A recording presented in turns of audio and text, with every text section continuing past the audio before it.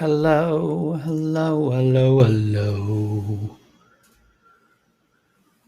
Hello, possums. I got this weird shadowy thing going on. We're gonna fix this. Just gonna, oh, my hair's up. Ugh, I'm a mess. Anyway, hi. Hello. Welcome to Love. Look at me, the first thing. I'm like, get this open. Oi, it's not that I'm an alcoholic. They go to meetings. ASMR, a little ASMR. Okay, I can't drink the whole thing. Hi. Welcome to Live at 5.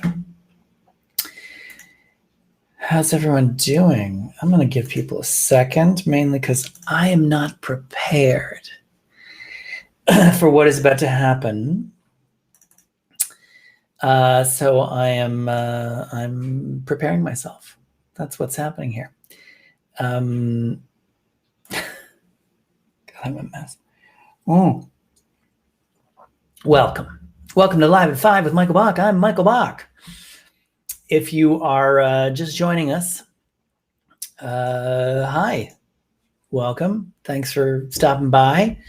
If you aren't already, follow me on social media. I'm at the Michael Bach on most social media platforms. I say most because I'm the Michael Bach official on Facebook, which is annoying. But anyway, and I'm actually Michael Bach official on YouTube, also annoying.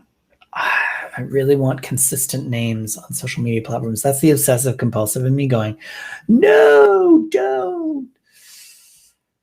Anywho, if you haven't already done so, pick up a copy of my book, Birds of All Feathers, Doing Diversity and Inclusion Right, wherever you buy books, or just go to michaelbach.com because it tells you everywhere you want to buy them. And as a reminder, new book coming out March 29th, 2022, Alphabet Soup, The Quintessential Guide to LGBTQ2 Inclusion. You can go right now, right this very second, open a new browser window. Don't close this one. Stay here. You can listen. Go to alphabetsoup.lgbt. Hello, Mountain Marketer. Welcome. Go to, where was I? I'm so easily distracted. Canadian Voyager, hello. Go to alphabetsoup.lgbt to find out more. We got a couple more weeks of my campaign going on. A lot of fun stuff, swag stuff, so check it out. And as always, tell me who you are. Where are you from? Drop it in the comments down below. Just say, hi, Michael, so-and-so from so. Well, I love to know who watches my Live at 5s. We had a great Live at 5 on Tuesday with my good friend Shep, who is probably watching this right now and just creepily not saying anything. Anyway, drop a comment down below. Tell me who you are and where you're from. Love to learn more about you. And also, if you haven't done it already, sign up for my mailing list at michaelbach.com. First page, scroll to the bottom, because we're going to be doing some really cool stuff when the book starts to roll out, come whatever it is. And September-ish. Anyway, you're going to want to check it out. There's going to be some really cool stuff. So check it out. So for today, I promised that I would do a reading from my book. A couple days, I don't know, sometime in the past, I talked about my process for writing a book. And hey, Sam, how are you? Good to see you. Thanks for joining. See, Sam did what I asked you to do. People. So I talked about my process of writing a book, and I'm technically still in the copywriting process, which I find to be agonizing because it's like, where's comma go? Anyway, so you will be at this very moment, the first audience to hear anything about my book. You'll be the first, other than my publishers, you'll be the first people to actually hear any words from my book. And I wasn't sure which chapter I was going to read. Where's the wine is right here, Sam. Are you kidding me? A Canadian Voyager says, "Hey, Michael, it's your bro from the East and West and South." That's almost schizophrenic, my friend. Never mind. All of your personalities are welcome here at Live at 5. The wine is never very far. This is my husband who's trying to stick his head in. There he is. Hi, husband. Hi. How's it going? It's good. It's good. He's kind of cute, huh? Right? Hi, Internet. Go away. So, yes. So, he's always... Oh, and my sister's watching. Hi, Cassandra from Ottawa. Newfoundland, BC, and DC. Okay, well, that is East, West, and South. Okay, so I'm going to read. I debated what to read. What do I read? What would be good? So I thought I would just start with the opening thoughts. I do this with each of the books. I just have a opening thoughts section. So here you go. The first look at Alphabet Soup, the quintessential guide to LGBTQ2.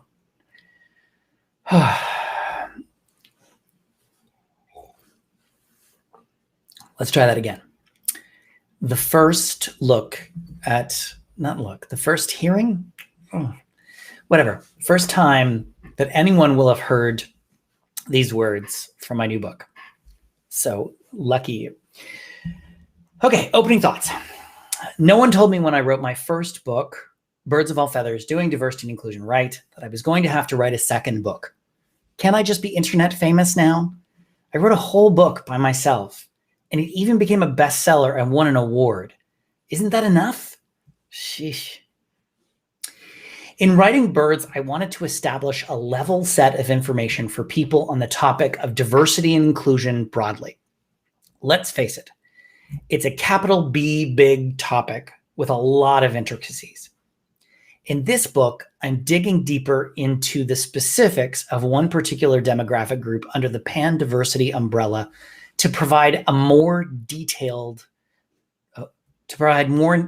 knowledge. You're actually getting to watch what it's like for me to record.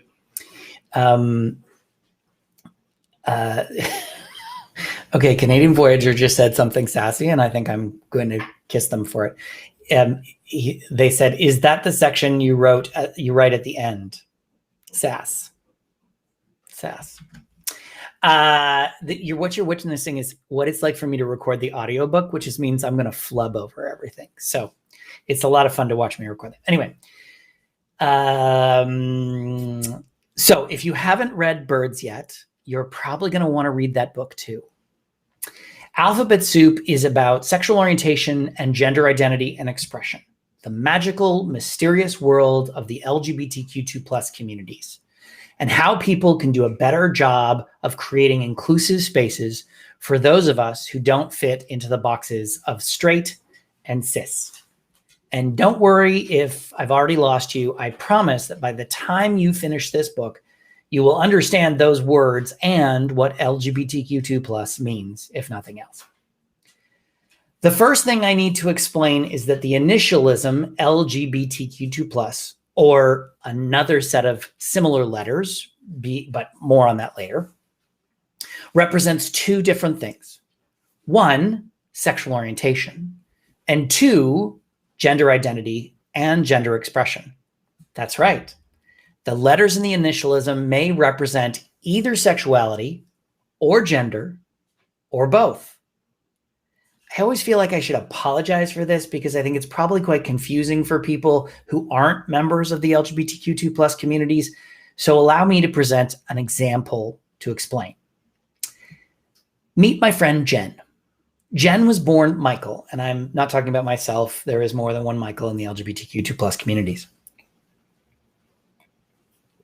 More specifically, at birth, the doctor assigned the sex male to Michael. Doctor looked down, saw penis, exclaimed, "Boy."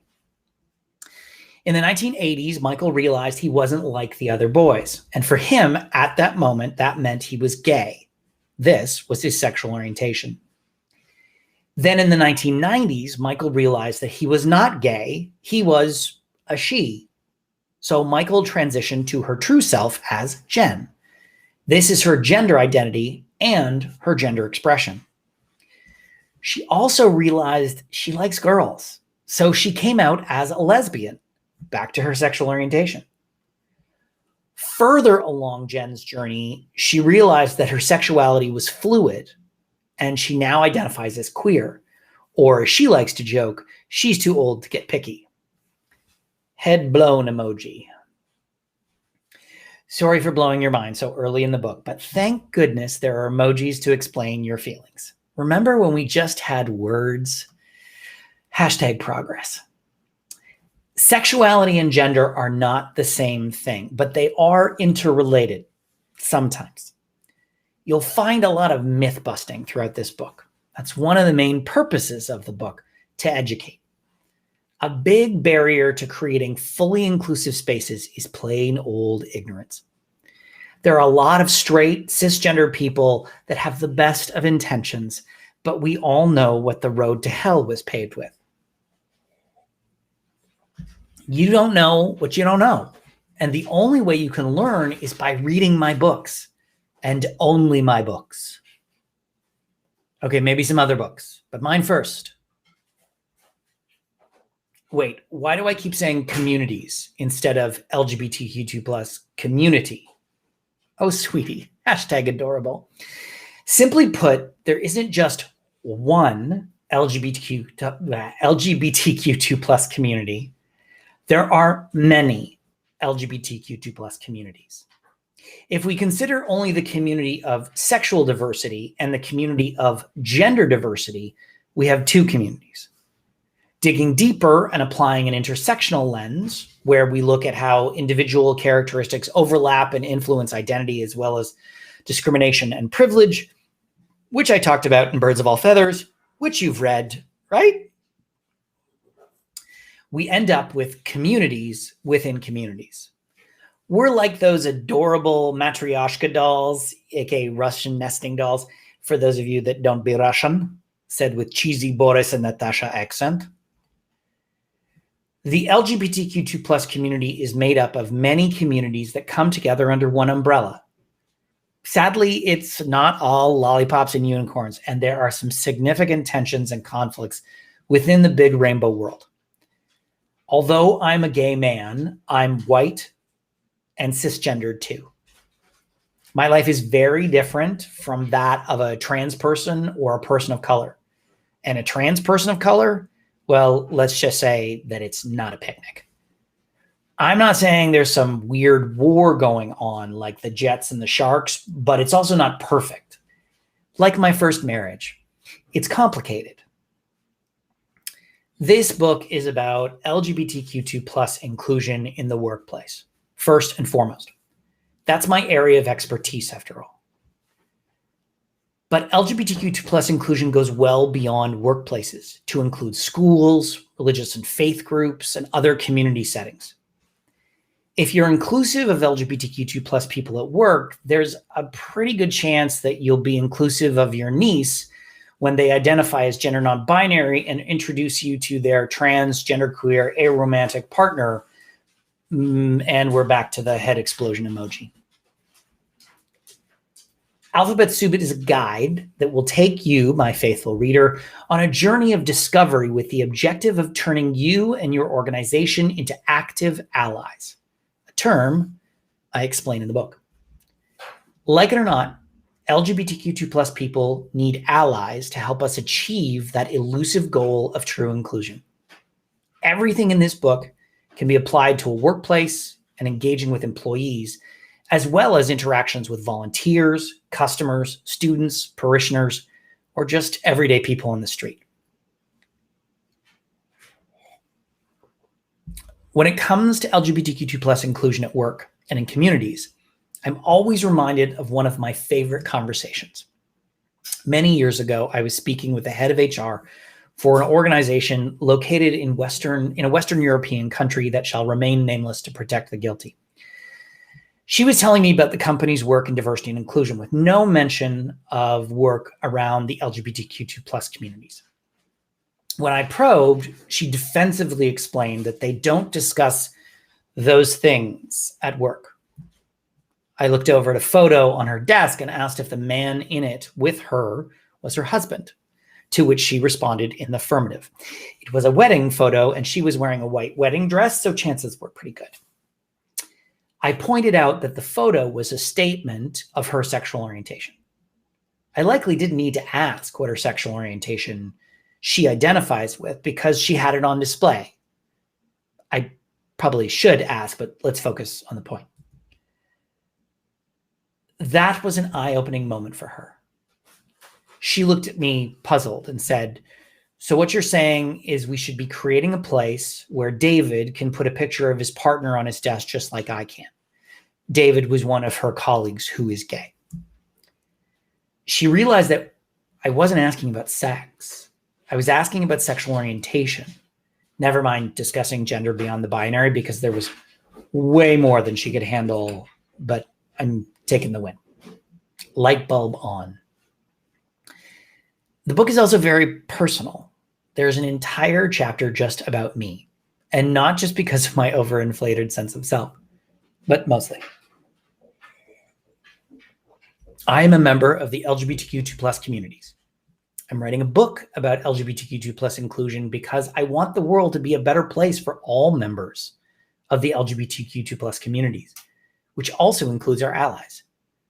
As such, in addition to telling my own story, I share the stories of other LGBTQ2+ people because a picture may be worth 1,000 words, but a story, well, that's worth something. I don't know what, but it doesn't matter. Stories help to move from theory into practice. They make it real. I also recognize that in writing this book, I may infuriate some members of the LGBTQ2+ communities who will decry my work as the hubris of a cis white man who doesn't understand what it's like to be othered. And by chance, I mean it's pretty much guaranteed. And they're right to some extent. I am those things, cis and white. But that doesn't change or diminish my experience. As much as I have experienced more than my fair share of discrimination because of my sexual orientation, I'm still a white cis man. My goal in adding my voice to this conversation is to create space for others. I'm not trying to suggest that, to quote Margaret Cho, I'm the gay, but I am a gay. I'm not the gay whisperer, but I have a perspective. Not only am I part of the LGBTQ2+ communities, but I've spent the better part of 30 years actively trying to make life better for my chosen LGBTQ2+ family. I started my journey in this work when I was a wee lad and became the coordinator of the lesbian and gay youth of Toronto. I know it's dated, but it was the 80s.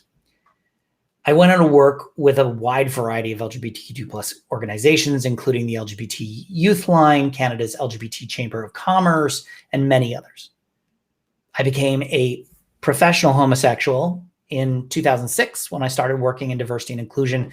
And in 2012, I founded the Canadian Centre for Diversity and Inclusion and led that organization until 2021.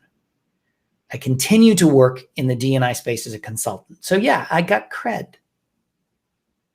My desire is and has always been to work toward a world where all people, regardless of and because of their sexuality, gender identity, and gender expression, or frankly, anything that makes them unique, can live their lives to their fullest potential.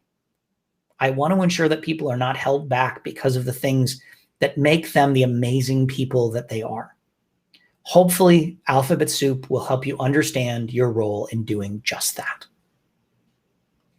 And scene. There you have it, folks. That's it. That's Alphabet Soup, or the first section of Alphabet Soup. Oh, look, my sister's making comments. Yes, dear, I'm gay. Thank you for watching and watching me read. What could be more riveting than watching a person read? I hope you enjoyed. That's the first section of 200 and some odd pages of text. And you can get your copy on March 29th, coming up in far too long. But make sure you go to alphabetsoup.lgbt. If you haven't already gone, go. Go check out alphabetsoup.lgbt. Find out lots more about the book. There's not a lot about the book, but you can learn about my crowdfunding campaign. And there's actually a very funny video on my crowdfunding campaign. I did it myself, sitting right here in my office. And it's kind of fun. So check it out. I think that's a compliment. Canadian Voyager said, a professional homosexual. That's beautiful. I have to admit, I wasn't sure you were reading the chapter as it sounded so like you. Yes, that's good. That's good. That's how it's meant to be, that it's like me, that it is me. And this is what people tell me when, if you get the audiobook, it's like I'm sitting beside you reading. Kind of creepy. Just, you've been warned.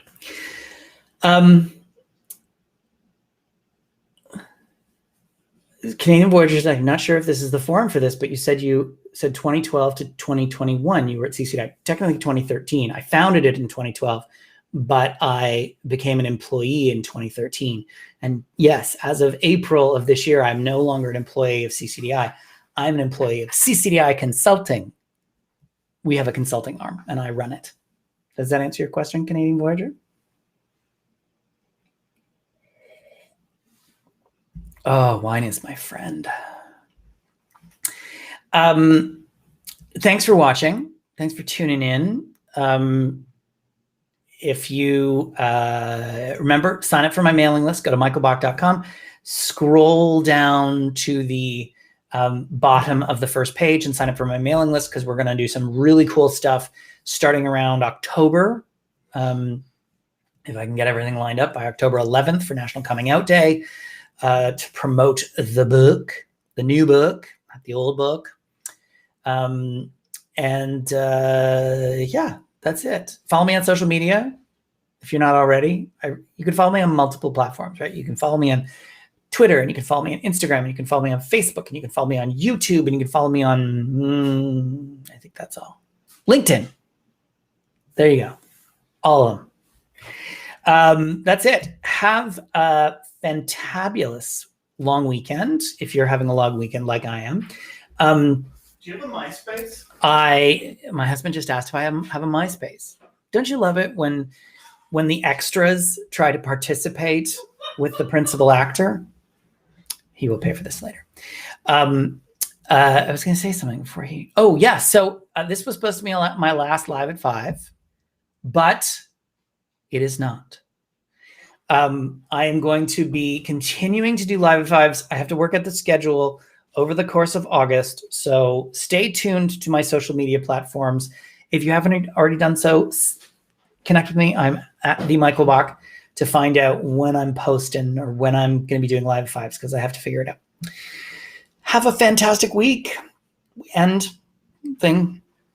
And I'll see you maybe next Tuesday. I think next Tuesday. We'll find out. Bye.